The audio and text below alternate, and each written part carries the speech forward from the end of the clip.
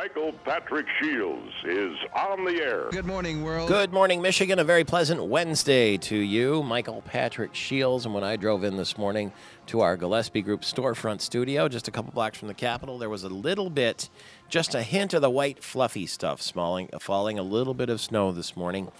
And so be careful when you're driving. And it's not collecting or anything like that, but it is a reminder. It's collecting a little bit. I don't think it'll be around long, though. We'll see. We'll see lots about politics this morning if you're into it. And remember, politics is our family business on this program, but we take no position one way or another. We just facilitate dialogue. Is it fair to say? We poke the bear every once in a while. But this morning we'll be talking about the president's meeting yesterday. President Obama apparently met with congressional leaders from both the right and the left, from the Senate and the House. And we're going to talk with Daniel Stone, a senior reporter for Newsweek. He's got the skinny on exactly what happened in those meetings. The president came out, and we'll hear President Obama's comments as well. Mark Hollis will be with us, the MSU athletic director, on the Spartans. Their beautiful season with only one loss, and are they getting cheated in the bowl system? Being sent to Orlando to the Capital One Bowl. It's not for sure yet, so there's some lobbying going on this week with Tom Izzo and Mark Hollis and Mark D'Antonio about maybe they should be considered for a BCS game. We'll talk to Mark Hollis about that effort a little bit later, too. We're going to talk about the WikiLeaks. We have the top 10 revelations of the classified documents, and we're going to share those with Keith Davies. He is the director of the Forum for Middle Eastern Understanding. And we'll see what he thinks about some of the terror claims concerning Turkey's Islamist leadership and Saudi Arabia's concern about Iran, which was one of the most interesting leaks in the deal. Congressman Mike Rogers from the Intelligence Committee will be with us, too. State Senator Gretchen Whitmer, the incoming Senate Minority Leader, and we're also going to talk with Brian Calley, the incoming Lieutenant Governor, because already Rick Snyder has been sort of changing the way, or he's planning to change the way anyway, that the government structure will work. And so we'll talk with them about that. Outgoing Senators Jason Allen and Alan Cropsey will be with us, too, the Republicans from Traverse City and DeWitt, respectively, who are serving their last days now as state senators. So we're not going to say goodbye because they're not leaving, but they are leaving the state legislature. And we'll see what's next for those two fine gentlemen. Wayne Schmidt will be here, too, the state representative from Traverse City. The list goes on. United States Senator Carl Levin will be with us this morning, too. I'm sure you're not going to find a radio show anywhere in the state of Michigan that's going to have this many important guests and topics this morning. So we're glad to have you with us and very proud of the effort that Amanda Wall, the producer, puts in, and Tony Cuthbert and everybody else, Gary Austin, who works on the program. Mike O'Hara will be here. MikeO'HaraSports.com. Should Jim Schwartz be concerned about his future with the Detroit Lions? After all, they say, oh, it's not the same old Lions. They're close to turning it around. But the fact of the matter is they don't win, and they're really beat up this weekend, and the Bears are coming into town, and it could be gruesome. So we'll talk to Mike O'Hara. And is the Buick Open or a PGA Tour event coming back to the state of Michigan now that General Motors is back in the golf business? After all, they dropped promotion of golf and sponsorship when the economy turned sour, and now Cadillac's coming back in. So will there be a Michigan event after all? You know, Cadillac's located right here in Michigan, the headquarters, and so it seems like maybe they would want to do that. Detroit 187, the TV show, Gary Austin's going to lose its time slot in March, apparently. They're going to be shifting.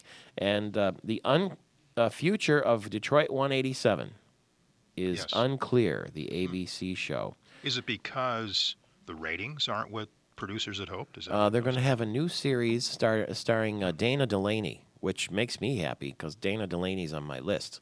I like her a lot. And so they're going to put her on TV, and Detroit 187 is going to get bumped. And by then it will have finished its 18-episode run. And Body of Proof is what Dana Delaney's show is going to be.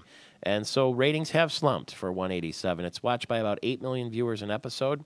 They used to get 9.8, so it's trending downward. Well, it's still pretty good showing, though, isn't it? I mean, as far as the show itself, Michael Patrick, did it have the negative spin on the city of Detroit that so many thought it would when the show first started? I haven't seen it, so I can't say. Yeah, I don't know. I know remember all the hubbub. I heard people say they liked it. It's like, here we go again, Detroit, getting a bum rap again. But maybe, I don't know, maybe it wasn't so bad. Speaking of Michigan cities in television and movies, Grand Rapids, Bruce Willis and 50 Cent, Curtis Jackson is his real name, are setting up all over downtown Grand Rapids, Yeah. and that could cause some pedestrian delays and road closures and that sort of thing. They began shooting locally on November 28th. Bruce Willis is a gangster, and there's a diamond heist gone awry. And so this is all taking place now for these movies that are being made there. And there's an open casting call for a movie called Setup. That's the Bruce Willis 50 Cent movie. So you might be able to get, Yes. get yourself. You're shot. You're shot on the silver screen. We know, Michael Patrick, that when it comes to filming and movies and all that, good for Michigan business by way of generating interest in the state and tourism and that sort of thing. Another avenue for that. Many agree. The Pure Michigan campaign, and now it looks like the ads could be history if state lawmakers don't take action. And we knew the clock was ticking, but now they're just a matter of a few days to resolve this whole funding thing, or it could be history for this popular program. Yep, we'll talk to Senator Allen about that. Yeah. He's been a big champion of Pure Michigan Sure coming up a has. little later. By the way, just specifically, if you're interested in checking out the movie business in Grand Rapids, from 6 till 10 tonight, there's going to be a partial closure. The curbside westbound lane of Bridge Street from the Grand River to Scribner is going to be closed. The westbound inside lane will be open. A big full closure, though, on Sunday. If you want to plan ahead, it's going to be all day. From 7 a.m. until 5, there's going to be a big scene at Monroe Center in Ottawa. That's right where our West Michigan headquarters is.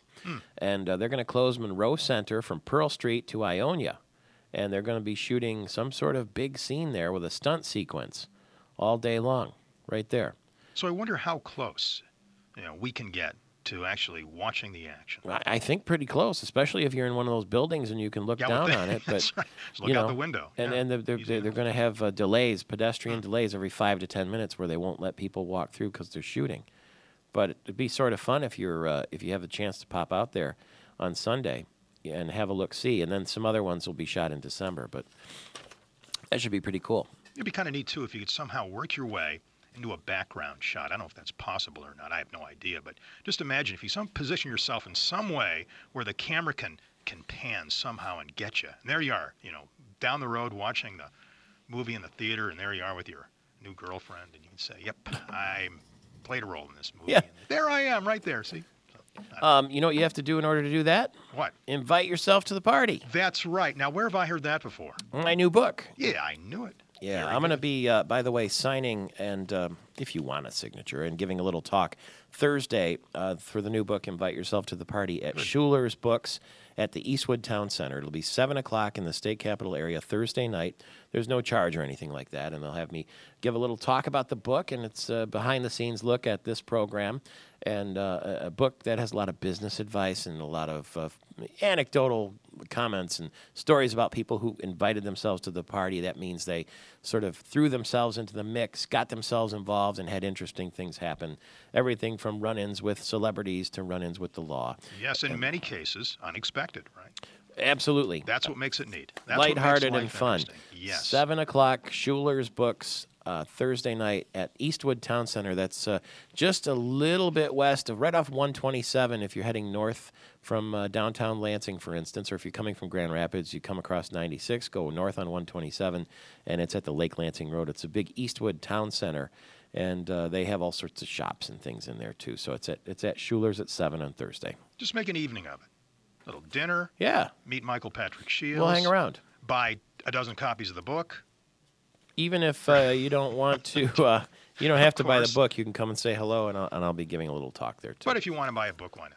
Okay. What Makes else for is a great going on? holiday gift, I might add. I hope so. Yep, you bet. What else is You going know on? what? There are a lot of folks who are very anxious to see if Congress actually takes action on this. But so far, boy, no luck. Millions may lose their jobless benefits by the end of December because Congress did not pass an extension of this federal extended benefits program. Now, they took this up again in Congress yesterday, and apparently there's some big hang-ups here, and so far nothing. And whether or not they pull out one of those stopgap things, that's where they, sort of circumvent Kick the things, can to try- down the road. Yeah, sort of like that. And they say, okay, we'll fund it this time, but we'll put everything else on hold, and then we'll pay for it now, talk about it later. That sort of thing's happened before. Whether it happens this time, we'll see. But the clock is ticking. I guess the actual deadline is coming up here pretty soon, and benefits for quite a few would be gone by the end of December unless Congress renews this. We'll stay tuned. Yep. We'll talk to Daniel Stone about that, too, from Newsweek magazine coming up shortly. He's Gary Austin. I'm Michael Patrick Shields. WikiLeaks, the top 10 revelations of these classified international documents, and reaction from the Middle East. As soon as we get back, it's Michael Patrick Shields, and it's Wednesday.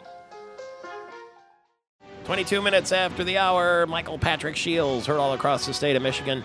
Congratulations, by the way. The Michigan Chamber of Commerce announced that Bob LeBrandt, the Senior Vice President of Political Action and General Counsel, is going to transition to retirement over the next couple of years. Jim Holcomb is promoted to Senior Vice President of Business Advocacy, and that starts January 1st. So our friends at the Michigan Chamber of Commerce, congratulations to you. Now, we got a lot of things to catch up on here before we get started. Well, we're started already this morning. We're going to talk about President Obama. He's named Treasury Secretary Tim Geithner and the Budget Director Jack Lew to get together with congressional Republicans and Democrats. He wants to hammer out a deal that will prevent broad tax increases from hitting Americans next year. Do you believe they'll do it? A vote could come as early as tomorrow on whether to allow tax breaks for the wealthy to end next year, and they consider you wealthy if you make $200,000 a year or more. Congress failed to pass that extension of the federal extended unemployment benefits yesterday. 800,000 Americans, as you heard, could lose their unemployment as early as next week, and smartphones could be the new credit card. You obviously carry a debit card or a credit card. Most people do. Well, there are companies that are now preparing to release technology that would allow you to pay for your purchases with your cell phone. You know, because you don't go anywhere without your cell phone, right? So what if you could just do it all by holding up your cell phone, bleep, and buying something? That'd be pretty handy. That thing is becoming your brain. And I just read in Time magazine this weekend that by 2040, your cell phone, their BlackBerry, I'm holding it up right now, that will not be in your hand. That'll be in your head. And you'll be able to think thoughts. And you know what the even scarier part was? They said that by 2040, Google, let's say, a search engine, will not wait to be asked for the answer. That Google will be connected to your brain so that when you're thinking of something, all the options will show right up there.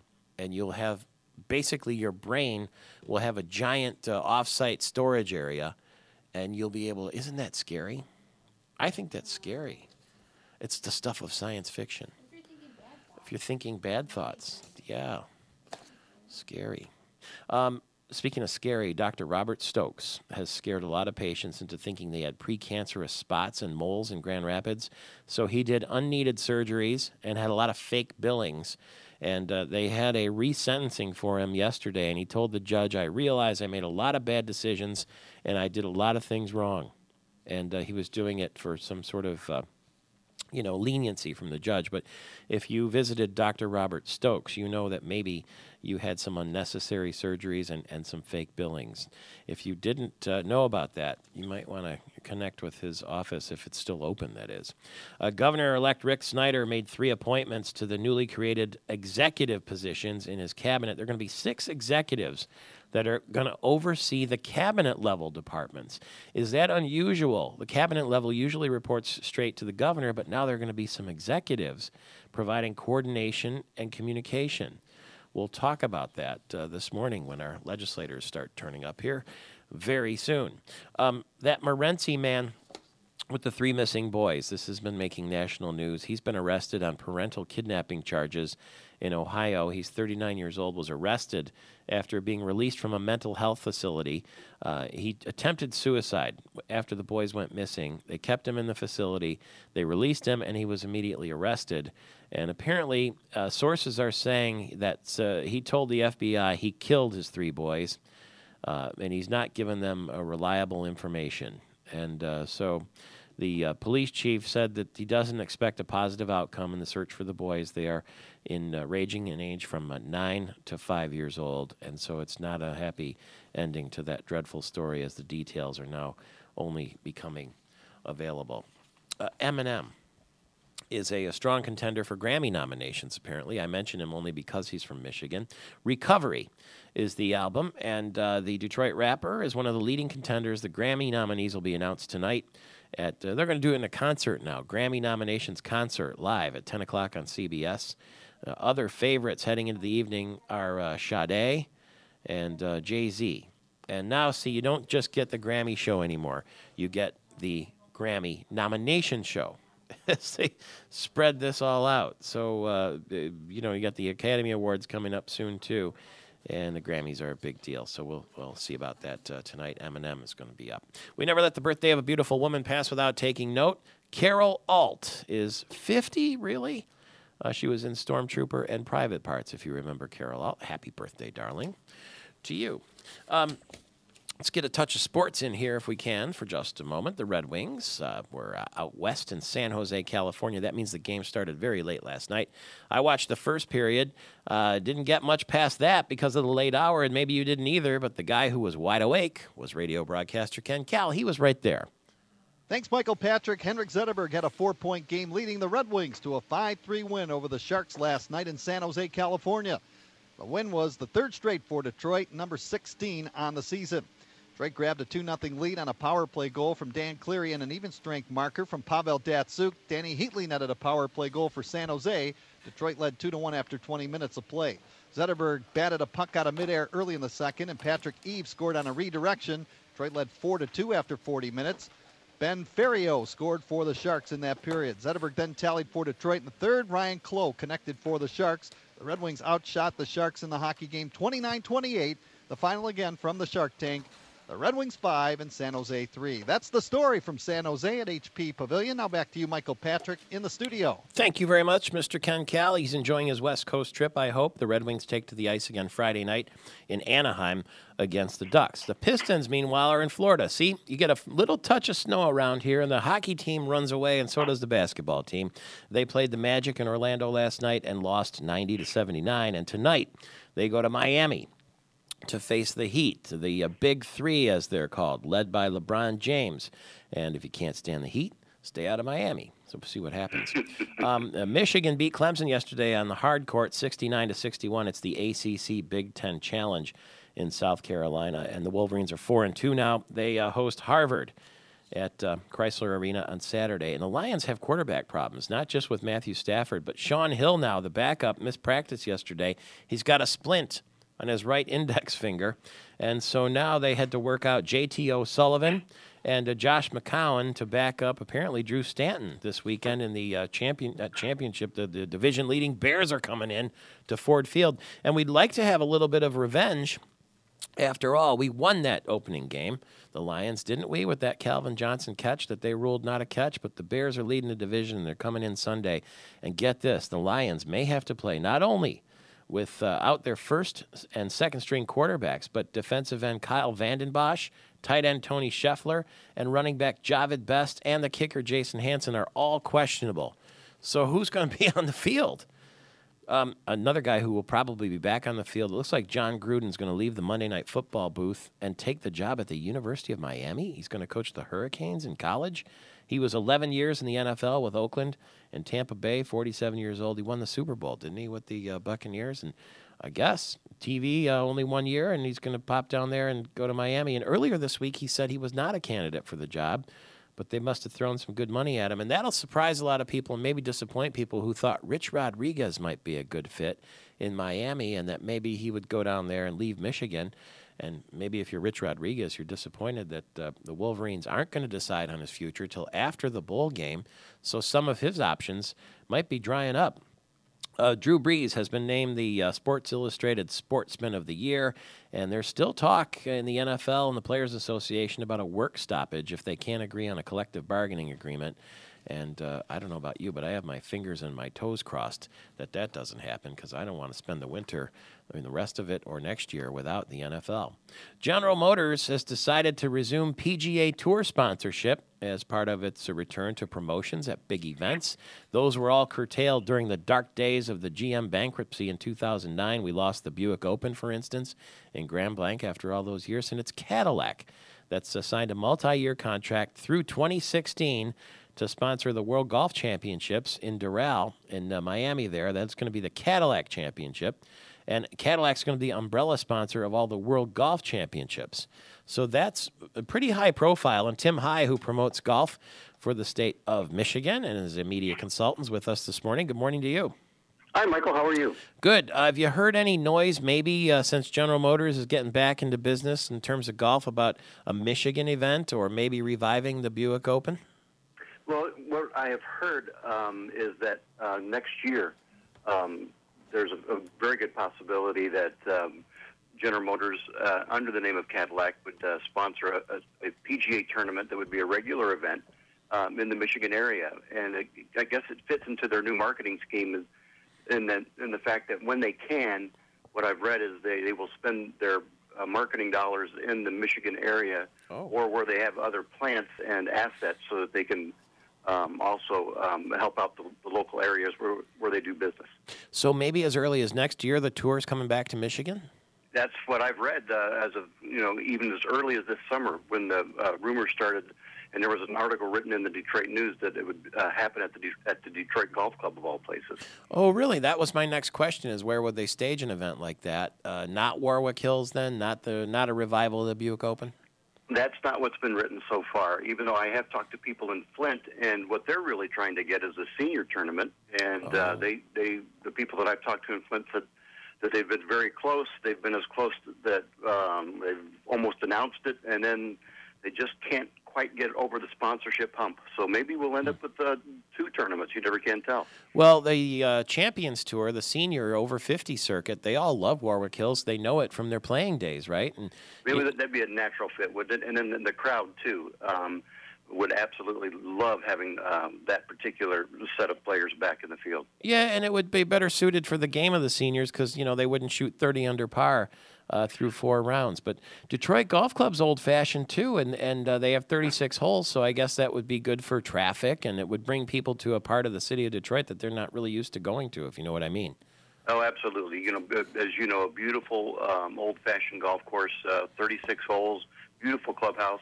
My only concern with that course, Michael, is that they probably shoot 36 under there as well. Yeah. Maybe they could toughen it up, but I don't know how. Well, we may find out about that. Tim High says maybe the PGA Tour will be back in Michigan next summer. We'll keep in touch with him. He's got his ear to the ground. It's 35 after the hour. We're going to Washington, D.C. and visit the Newsweek Washington Bureau as soon as we get back. Stay tuned. It's Michael Patrick Shields. Speaking of meetings, yesterday in Washington, D.C., the President of the United States, President Barack Obama, had a meeting with congressional leaders. And what we were hearing was that they were going to try to sort of set the tone for, can't we all just sort of get along? These were bipartisan talks. And here's what the President said after those meetings. Today we had the beginning of a new dialogue that I hope, and I'm sure most Americans hope, will help break through the noise and produce real gains. Senate Republican leader Mitch McConnell called the meetings useful and a frank discussion, but President Obama noted that Congress needs to ensure tax hikes don't take effect on those who are most vulnerable. We should work to make sure that taxes will not go up by thousands of dollars on hardworking middle-class Americans come January 1st, which would be disastrous for those families, but also could be crippling for the economy. But what about the rich? Are you rich? It's $200,000 or more, I think, is the benchmark there. And that was really, as I understand it, the number one topic of the meeting yesterday. And when the meeting was done, I think President Barack Obama, as you'll hear here, sounded rather optimistic. I thought it was a productive meeting. I thought that people came to it with a spirit of trying to work together. And I think it's a good start as we move forward. Daniel Stone is with us from Newsweek Magazine's Washington Bureau. He covers national politics, and maybe he has the story behind the story of that meeting yesterday. Good morning. Thanks for being available so early. Good morning, Michael. So is the president putting a happy face on that meeting? Was it really all a kumbaya like it sounds? Well, I think he's trying to spin it that way. I think Republicans were as well. Remember, this was high stakes for both of them. Neither of their bases really wanted to see them play nice with the other side. But really, if you're looking at the big issues that are coming up, certainly within the next few weeks, including those tax hikes for folks making over $250,000, if you're talking about the START treaty over nuclear arms with Russia, and if you're talking about repealing Don't Ask, Don't Tell, those are things that are going to require some cooperation. So the president certainly wanted to set that tone, and really the person who gets out there in front of the cameras first and spins it in his or her favor really gets to set, the upper ground and where that meeting went. What do you think is likely to happen now with the Bush tax cuts? We're into December now, so the clock is ticking, and as I understand it, if nothing happens by the end of the month, the taxes go up for everybody across the board. And the simple argument is that, you heard the president say it right there, the tax cuts should be extended only for what he called hardworking middle-class people. Aren't rich people hardworking too? Well, we can be sure that something is going to happen over the next couple weeks, just because neither party wants these tax cuts to expire for everyone. So Democrats are probably later this week or early next week going to call a vote on just retaining those tax cuts for just the middle class. The Republicans are still likely to combat them on it, and we're likely to see a compromise in which that 250 number is going to increase to about 400 or 500,000.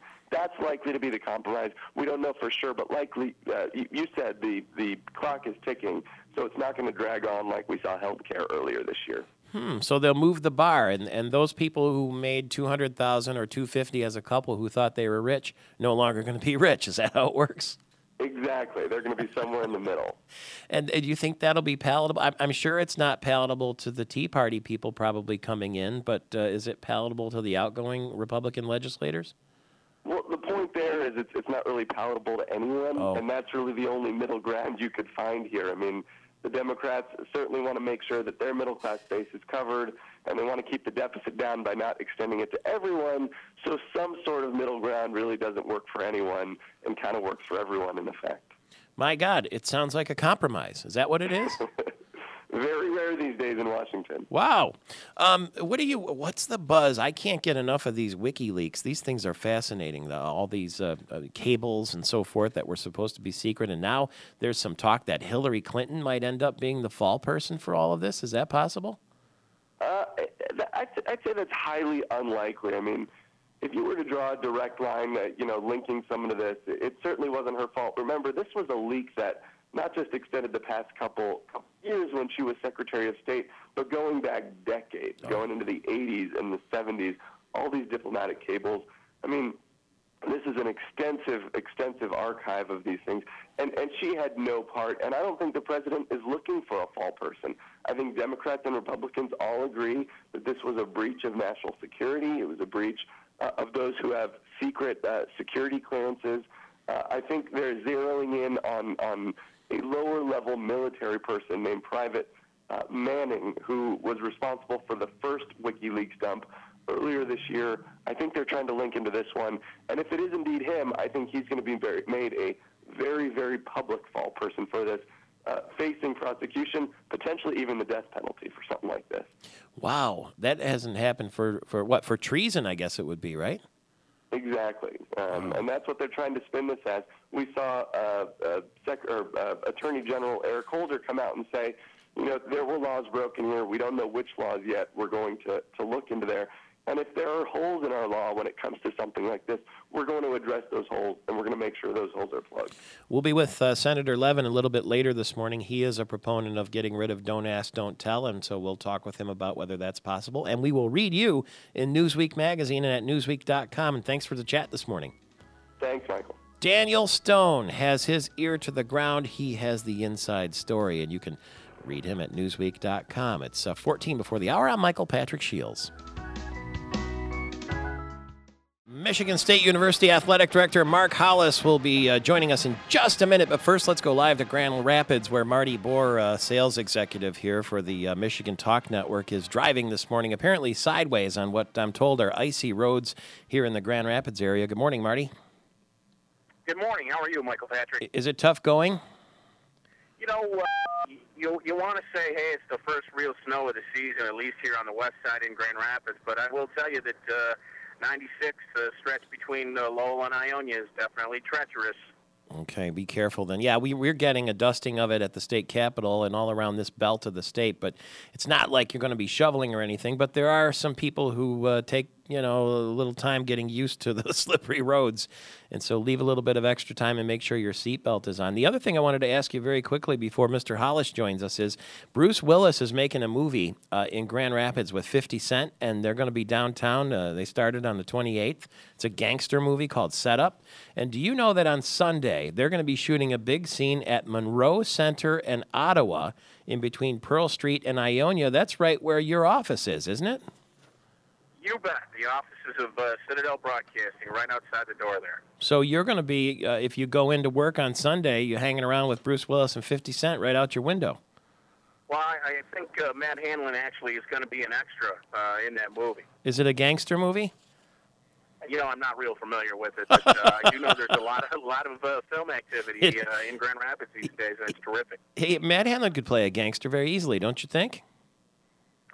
We'll ask him about that. Give him a call. Yeah, you do be careful what you say. He is sort of the godfather. It is a gangster movie, and Bruce Willis, and there's a diamond heist and all that sort of thing. So drive safely, buckle up, and enjoy the celebrities running around Grand Rapids.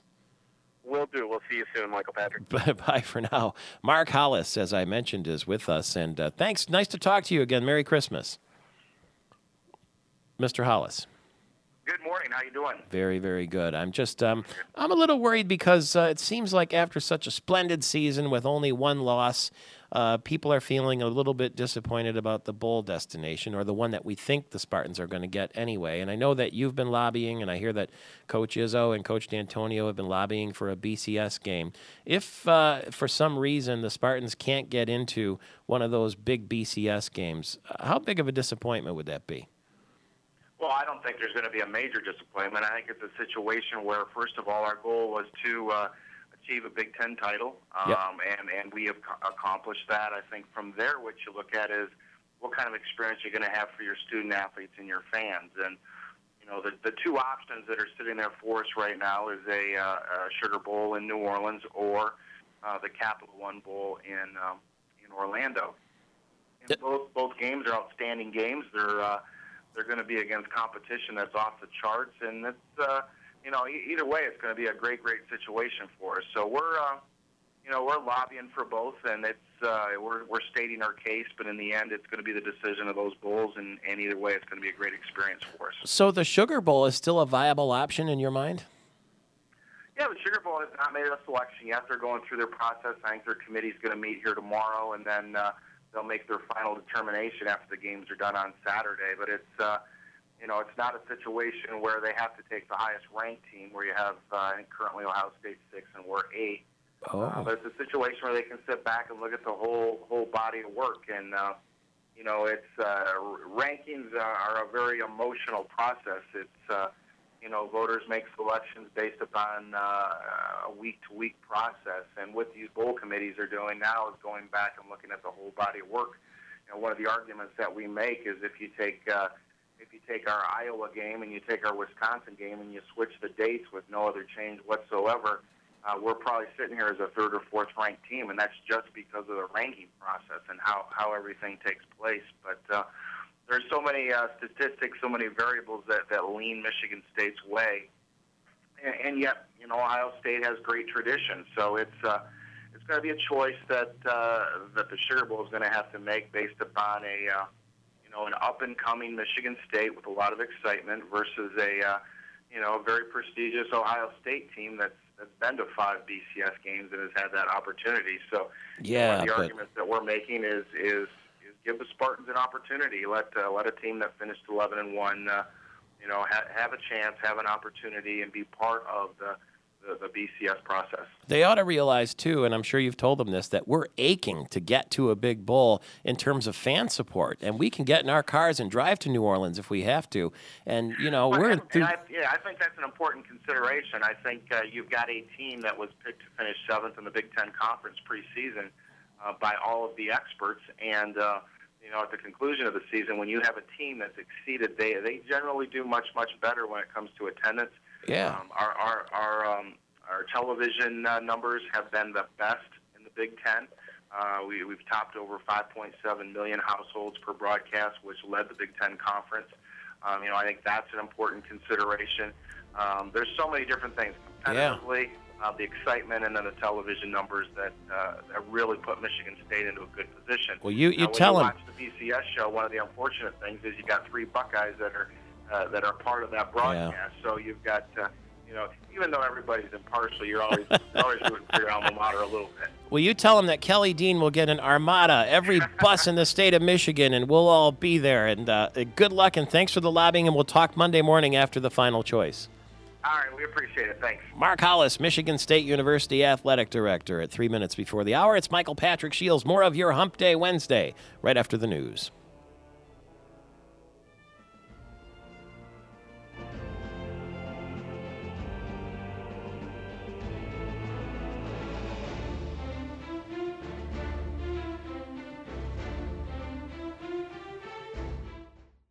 Wednesday to you. It's Michael Patrick Shields, heard all across the state of Michigan, and in they come, filing in. Morning, Legislators, and they all have splendid ties on this morning. State Senator Jason Allen, the Republican from Traverse City, in his final days as a state senator. State Senator Alan Cropsey from DeWitt in his final days as a state senator. And you have to stick around, I guess, Wayne Schmidt, the state representative from the Traverse City area, because you went and got yourself reelected. Nice going. Thank you. That's what I needed. I don't like goodbyes. I really don't. And you're not going anywhere. You live here in Michigan. But let's find out. First of all, before we talk any business, what are you going to do next, Senator Allen? I am hopefully going to find employment in the government area. If that doesn't work out, I'll be back selling shirts and ties and listening to you on 1210. But you live here. Your kids go to school here in Lansing, right? We go to Suzanne is the chief of staff for the incoming Speaker of the House, and is the only person that has been chief of staff for the Speaker, Majority Leader, Minority Leader, and Speaker. So she's staying here. Correct. Okay, that means you're staying here. And so we go on the home in the weekends, just like Representative Schmidt does. And so there's going to be options out there. Yeah. And something good is going to happen. Dad's got the tape measure ready to go just in case. And so we'll just see what happens. Well, are you getting to the stage now where, a lot of the appointments are almost filled, or they have a long way to go? A long way to go there. Okay, good. But you've also got to recognize, Michael Patrick, that we're still in lame duck, and it was probably as chaotic as it has been in months on the floor yesterday, and we have tomorrow, Thursday, and potentially next week. Oh, that's what I heard yesterday. I thought we were going to wrap it up this week, but you might go into next week now? That's kind of what the talk is. There's just a lot of deals that are cooking. Senator Bishop was making tough noise a couple of weeks ago about not going past but is he reconsidering? I think Senator Bishop has made it pretty clear yesterday in caucus that he wants Thursday to be the last day. So, I'm hoping Thursday is the last day. I think the people of the state of Michigan are hoping Thursday is the last day. You don't need any more bills and laws and all that. No, longer lame duck goes, usually the worse it becomes. And Yeah? you say, why are we dealing with that?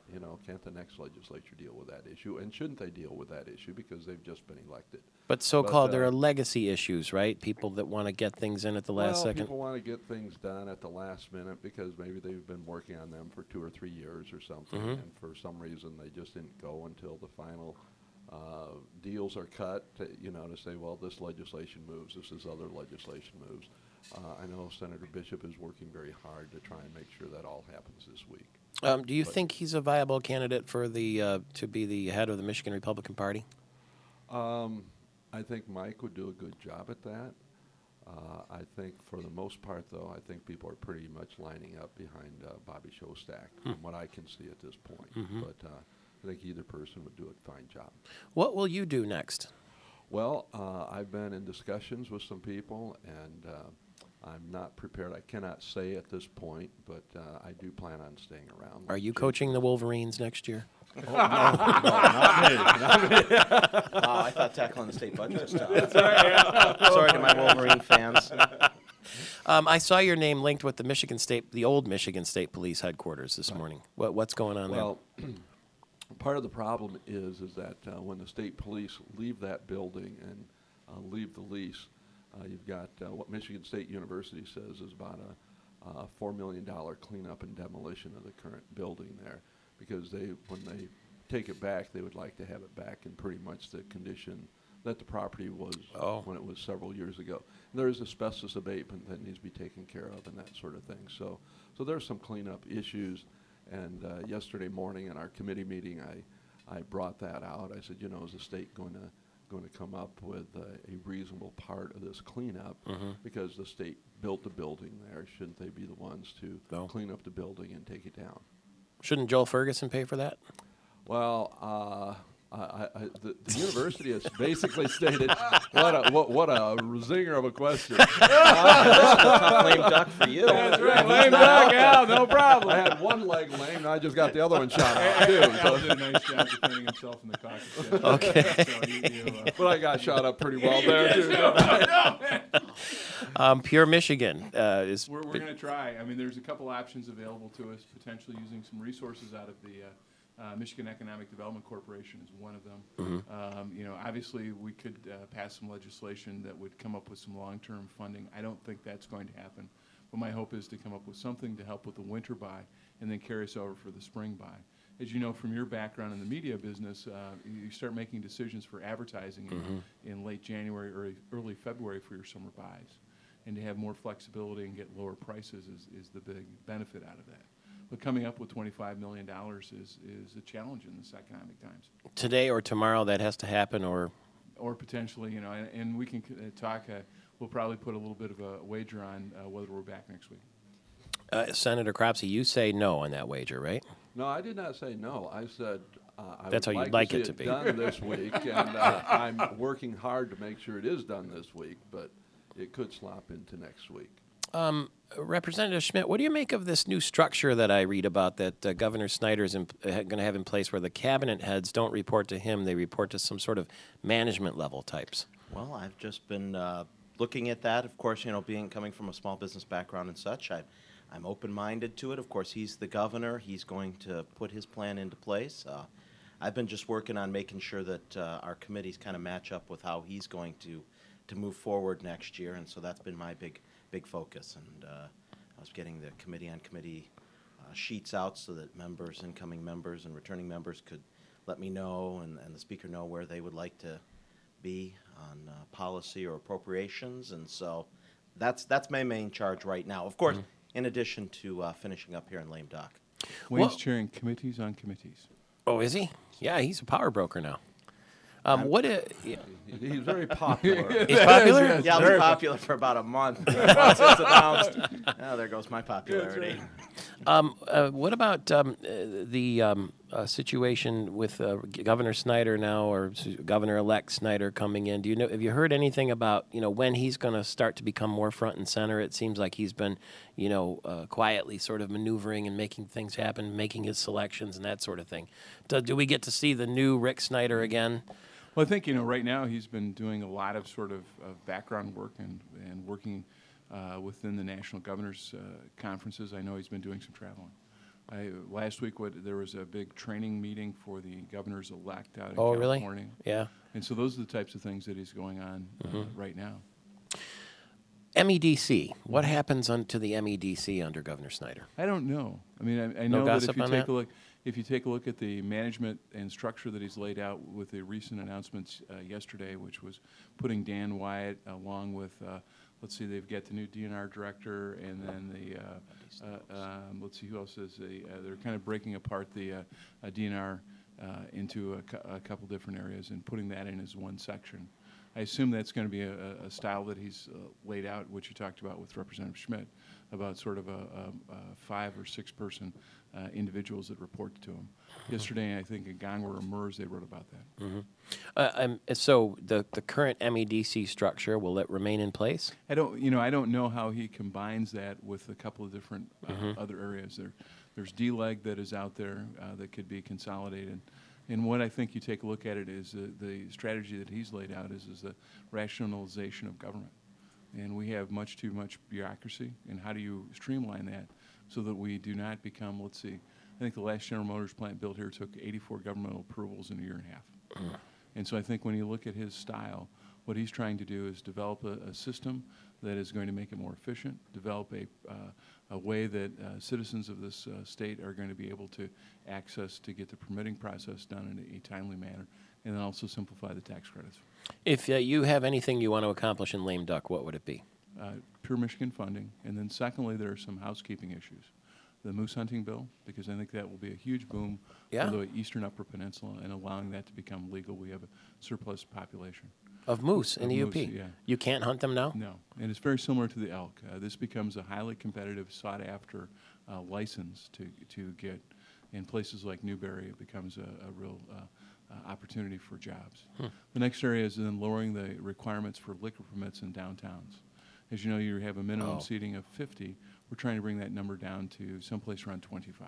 And that allows us to be able to come up with more boutique restaurants. And in Al's district and in Wayne's district, those boutique restaurants are just becoming sort of a destination for small fare. Well, if you shoot a moose in the woods, how do you get it out of there? Call Sarah Palin. Yeah, that's did funny. You see her on? Sarah Palin's Alaska. Yeah, that's very impressive. What do you think? What about? We were short on time, but if you can accomplish anything, I've pretty much done most everything I've wanted to do. Or been. What have you learned as a state senator? Oh man, that you need to listen to all sides of an issue. Don't make up your mind too quick. Listen to all the sides, and then just go forward with what you know is right. You certainly have to listen to your constituents. If you get away from your constituents, you're going to be toast. And so, the other thing is that most people come at things with pretty good motives. They really want to see something done and done for the common good. Or what they think will help out the state. Let's talk again next Wednesday. You want to? That'll be Can we come back again if you're in town? Yeah, we'll be there. Beautiful. We'll probably be here, unfortunately. Thank you all very much. Michael Patrick Shields back in 4 minutes. Well, I'll tell you who's coming up next. United States Congressman Mike Rogers, and we're going to talk about WikiLeaks. And you say, well, that sounds a little obscene. Well, not exactly. It's secret documents that have been released, government cables and diplomatic channels, and the curtain's been lifted, and Mike Rogers is on the Intelligence Committee. So he will talk to us about one by one. What I've got are the top 10 revelations from WikiLeaks cables. These are leaked communications, and some of them are quite startling. So we'll talk to the congressman about that. He's on the Intelligence Committee, and be with us very shortly. Did you watch the Victoria's Secret lingerie show last night? That's, as far as I'm concerned, a holiday, national holiday, and a beautiful tradition that takes place once a year. Girls with Wings on television. Of course, when you're a kid, it's how Charlie Brown Saved Christmas or whatever, or the Grinch and Christmas and all that. When you become an adult, it's the Victoria's Secret fashion show, and I was watching it with Eli Abujeli and Jean-Pierre Medawar, and we were at Dublin Square.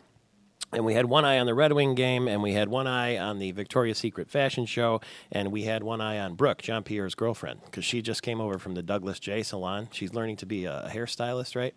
And I said, have you ever messed up anybody's hair when you're cutting hair? Because when you're learning to do it, you're going to make mistakes. And she said, no, they use mannequin heads that they practice on, right, to become a hairstylist. And I said, do you have to talk to the mannequin head, to learn how to have communication with the person? Because, they always say, are you done with work today? Or where are you going? They ask you these questions. They're always the same, right? What do you do? Where are you from? And in my case, I just want to take a nap. When I get my hair cut, that's the minute that I'm actually going to sit there. You can't really use your BlackBerry because you got to hold your head still, and there are scissors and sharp things involved and all that. So anyway, she said, yeah, they talk to the mannequin heads. Can you imagine going to the Douglas J Institute and watching all these girls cutting mannequin heads' hairs and talking to the heads? It's kind of weird. Anyway, thank you very much. And they taught me some Lebanese words last night, too. A toast called kiss. That's what it's called. Kiss-a-tuk, something like that. It's 24 minutes. Do I know what I said? No. But I'm sure either the NAC4s, the Medawars, or maybe some Farhats will tell me what I just said. 24, I don't know, maybe Congressman Mike Rogers speaks a little bit of Arabic, too. He spends a lot of time in the Middle East. How are you, sir? I am fantastic. And inshallah, you will have a great program for the rest of the year. Inshallah. That's the only Arabic I know. Okay. God willing. It basically means God willing. Shukran. Thank you very much. Now, let me ask you, everybody this is the most sensational reading in town are these WikiLeaks. And I've got the top 10 revelations from WikiLeaks cables, according to Yahoo News. And I thought maybe we'd go through them, if you don't mind. Okay. Number one, many Middle Eastern nations are far more concerned about Iran's nuclear program than they've publicly admitted. You think that's true? Well, I would argue, given that if Iran goes nuclear, that you get a nuclear arms race in the Arabian Peninsula, that should not be a surprise. And they say that King Abdullah of Saudi Arabia asked the U.S. to cut the head off the snake, meaning to take out the nuclear program that Iran is building. Well, I'm sure that they would like to see the nuclear program go away. But wait a minute. Now, you're really. This is no fun when you have information, Michael. I like it the other way around. But okay, so there are some. These are comfortable neighbors that are suddenly going to become uncomfortable in two cases. If Mahmoud Ahmadinejad is hearing the Saudis say that the U.S. should take out their nuclear program, and can you imagine what the North Koreans are saying when they hear China say, we wouldn't mind a united Korea with the South ruling the whole thing? I mean, that's got to be just as shocking to them. Yeah, well, I mean, I think it is and it isn't. I mean, it's probably shocking to hear it in a public way, but in diplomatic circles and certainly in the world of intelligence, those conversations happen. Mm-hmm. And so it's shocking to hear it public because I argue none of that should be public. You should be able to have diplomatic conversations, and they should be able to keep secret. You should be able to have those confidences. But it is more offensive to hear it on the world stage, I think, than it would be that they would be shocked that maybe something like that was said.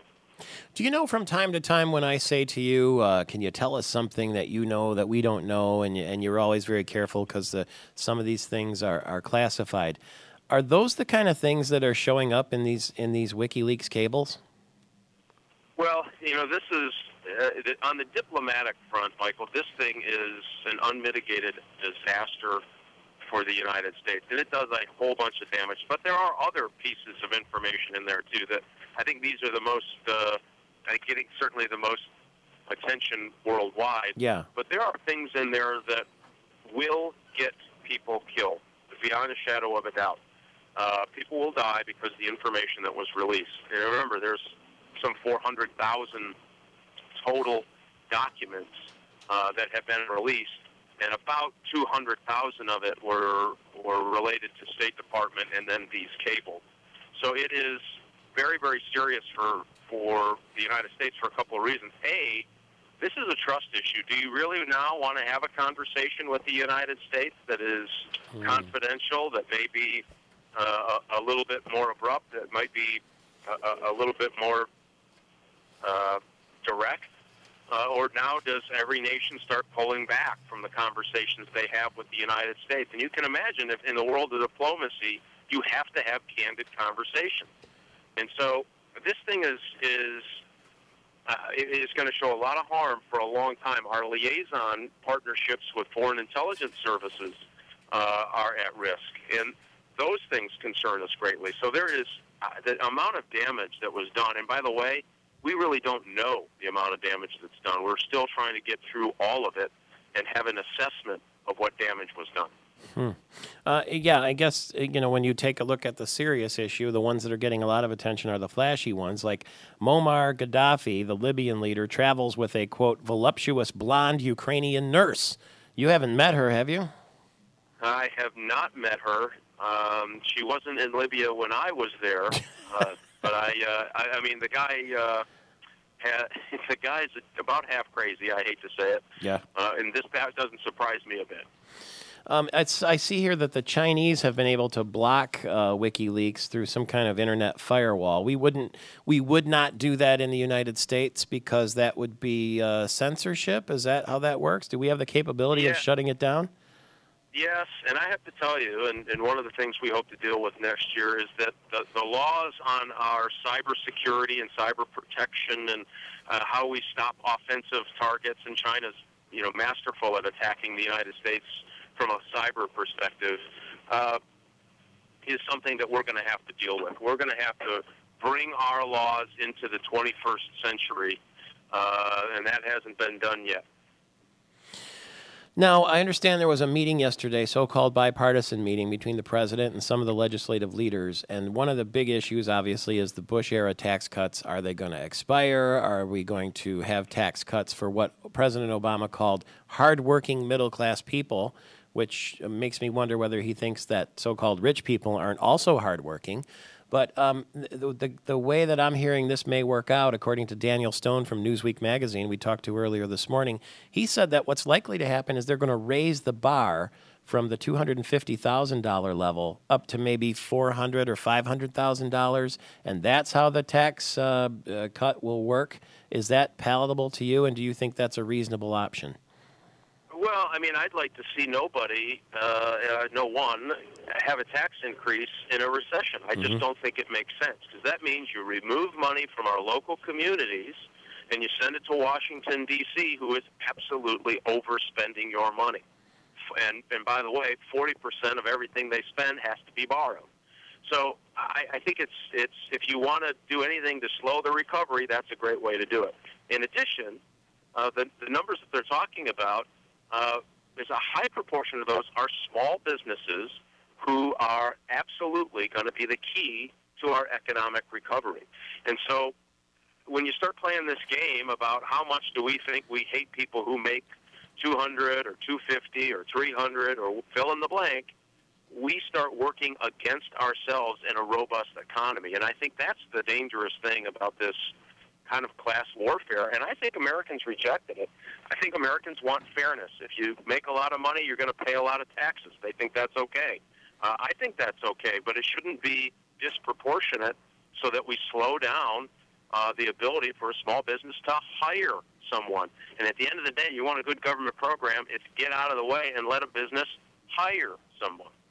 Is there a chance that the tax cuts could be extended for everyone at least for a year or two? Could you make that deal? We're hoping to make that deal and at least make the argument that why would we play around with this thing in a recession? You want to have that debate when the economy is better and things are more stable. That's probably a better time to have it. But every time you add this uncertainty and you add costs to operating a business, and by the way, it's a great example is people who buy Cadillacs tend to have higher incomes. Guess what? We want those people to have money in their pocket to buy a Cadillac.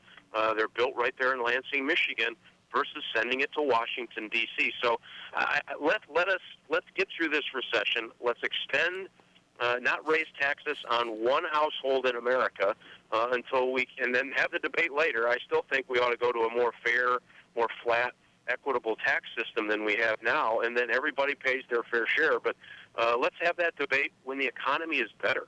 All right. Thank you very much. Good to hear your voice again, and Merry Christmas.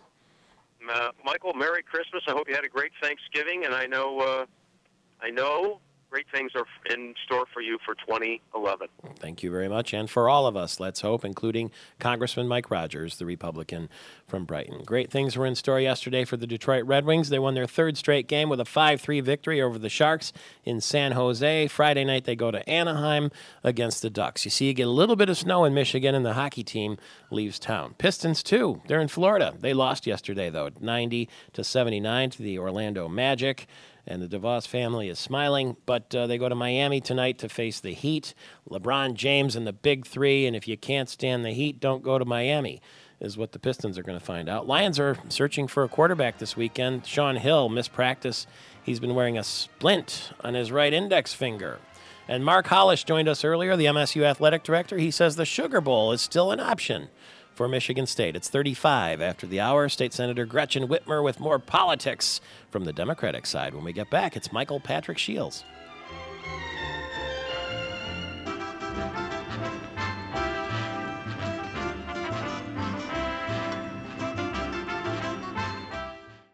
The roads are slippery in Mount Pleasant and Grand Rapids and Lansing this morning, and presumably other parts of the state too, so be careful. You've got to get used to driving in this stuff again. It's coming whether we like it or not. The ski operators like it, and Boyne Mountain and Boyne Highlands will be open this weekend. We'll touch base with Crystal Mountain and see how they're doing too with the snowmaking process. But Mother Nature's giving us the snow here on the surface streets near the state capitol, and it's very icy as well, we're told, in the Grand Rapids area. State Senator Gretchen Whitmer is with us this morning. She is the incoming Senate Minority Leader, but there's some business still maybe to do in lame duck in the next day or two or maybe more. Good morning to you. Good morning. Thanks. I know you were nice enough to listen this morning on your way in and hear Senator Cropsey say he wants to get out of here tomorrow. He doesn't want the Senate to go into next week. Where do you stand? You have enough to do, or do you want to wrap it up? I think we have a number of things that we could work on the agenda, and Yeah. you know, whether it's bullying or Pure Michigan, you know, I think that there are things that are teed up that this legislature has the experience, and we've been debating the issues. So I think we should act. People expect us to work till the last day, right? Well, is the last day tomorrow or not? Senator Bishop, according to Senator Cropsey, is pretty adamant about shutting things down tomorrow. I mean, these things are valid enough to stick around. And is Senator Cropsey in the minority and wanting to leave? I don't know that he's in the minority wanting to leave, but I do think that he's in the minority thinking that the last day is the last day that we schedule a session. We're paid and hired and Full-time. through the end of the calendar year, so Uh-huh. I think people expect us to continue working through the calendar year. Why do you think he is so adamant to wrap it up? Well, because I think the Republicans will control all branches, and they just as soon let everything lie for the next legislature. But I think it's a shame because there's so much experience that will be going out the door after the first of the year, and we could take on something like Pure Michigan and do something that's real, that has an investment in the state and pays back, you know, going forward. Mm-hmm. That's been really, hasn't it, Mike Bishop's modus operandi anyway, as the Senate Majority Leader, to let things go, do as little as possible. Is that fair to say? I don't know what motivates him or what his bottom line is, but we certainly haven't tackled a number of issues that we could have. I actually was at dinner with Mike last night and all the current quadrant leaders and the future quadrant leaders, and we're trying to start off with a bipartisan spirit and a new era is what we're trying to usher in. Where did you have that dinner? Somewhere in Lansing, not to be disclosed, because I'm hoping we will continue to have dinners. So you're going to have secret meetings? No, not secret meetings, just getting to know one another. Is and it trying not to to build be disclosed secret? Well, sometimes you got to build relationships before you can even start debating tough issues. How often would you like to have those meetings? I think we should have quadrant meetings, at least once a month. Yeah.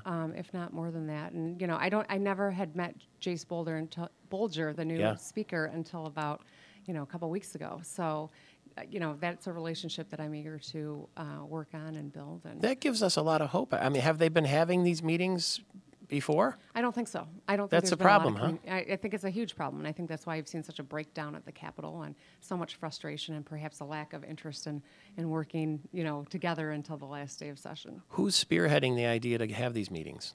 Randy Richardville and I started the discussion, Yeah. and Andy Dillon actually was the one who got it scheduled because it was the current quadrant as well. So we're just gonna try to keep open lines of communication and do our best to work together. That's pretty neat. Let's forget lame duck for a minute. What do you think should be the number one issue when you start up with the new legislature? Well, there's no question that we're going to have three big issues to deal with. One is the Michigan business tax, the other is the state budget, and the third is redistricting. So we are going to have our hands full with seriously heavy issues that are going to impact Michigan for a long time to come on all three fronts. So that's, I think, where we're going to spend the bulk of our time and energy. Where do you think the first big argument will come? Your first fight? The budget. Yeah. The budget, and it'll probably be an internal Republican argument. And because why?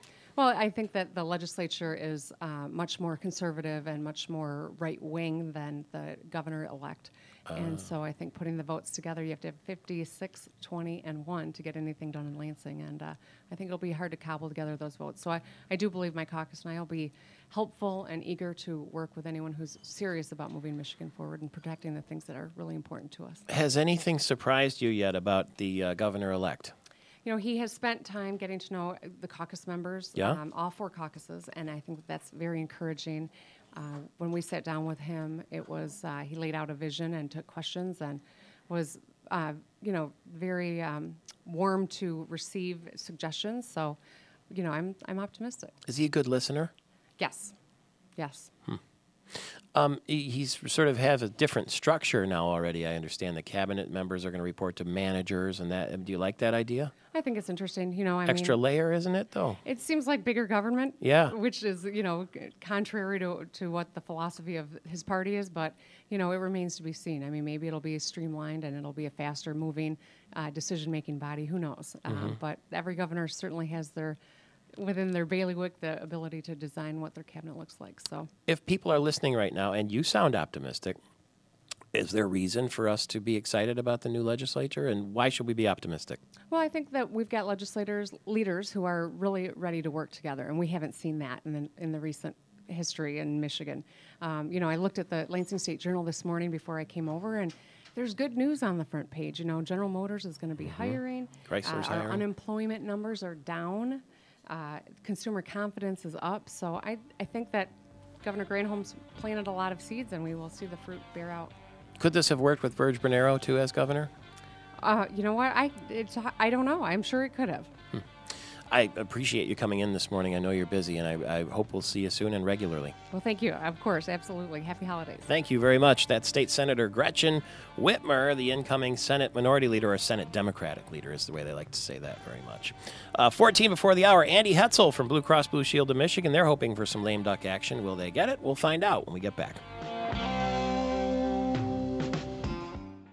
Oh, you're getting it right now at 10 minutes before the hour. It's Michael Patrick Shields. Very glad to have you with us this morning. We're in our Gillespie Group storefront studio where we have put up our Irish Christmas tree that my wife, Dr. Christine Teneglia, created. It's green and white, and that would have pleased Mark Hollis, the MSU athletic director, who was with us just a few minutes ago, and said the Sugar Bowl's still an option for the Spartans. Why not? And they are lobbying to say to the Sugar Bowl people there in New Orleans, leave Ohio State out and bring the Michigan State Spartans down. Anyway, the Christmas tree, the Capitol Christmas tree is down the street on icy Michigan Avenue this morning. It's about 64 feet tall, and ours is about, 6.5 maybe, 7 feet tall. And theirs came from the Upper Peninsula, and ours came from a box. But anyway, it looks pretty nice, and they're not that far apart. And have you put your Christmas lights up yet? I have. And I try to do it early in the year because I don't like to be out there in the cold and snow. And, because to me it's dangerous. Frank Farmer is the owner and marketing director for American Metal Roofs. He's a surprise guest in our studio this morning. How are you? I'm doing great. Welcome. You ever climbed up on a roof and put up Christmas lights? Not one of my favorite places to be when there's snow. Me neither. I'm surprised I didn't kill myself over the last 4 years doing it because I'm too scared to stand on top of the ladder. The ledge is a little too high.